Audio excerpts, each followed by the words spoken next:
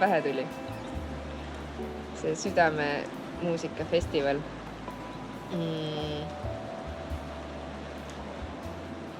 Mina sattusin Võrumaale teile külla, korraldajatele külla.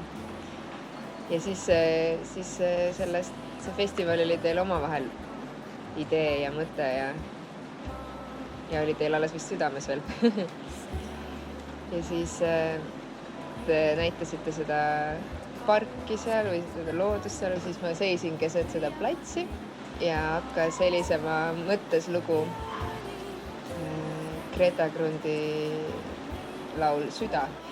Ja siis kumb teist natuke hakkas naerma, et me mõtlesime, et me paneks sellele festivalile, et meil on siin festivali idee, et paneme Südame muusikafestival äkki sellele nimeks. Ja siis see tundus mu jaoks nii õige, et see tasakaal omas või see siuke tugi peab endal olemas olema.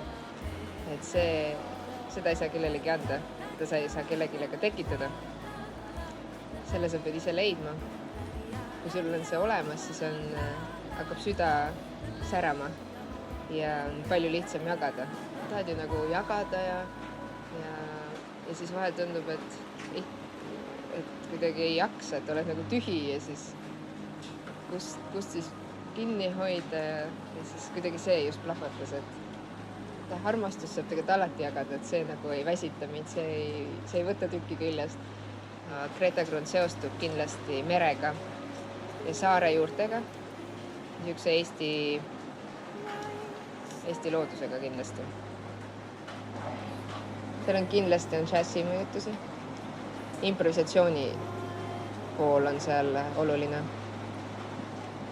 Siis on, kuna meid on palju lauljaid, siis on koori mõjutused, see vokaalmuusika mõjutused. Me oleme eesti keeles.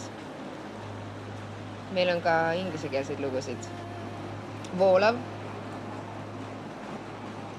Vägi tuleb millegi pärast pähe. Et siuke mingi sisemine vägi. Rõõm. Neid mõtteid, mis on sõnadesse vormitud, mis on muusikasse vormunud. Ja need inimesed, kes seal koos on, ma arvan, et see on midagi erilist.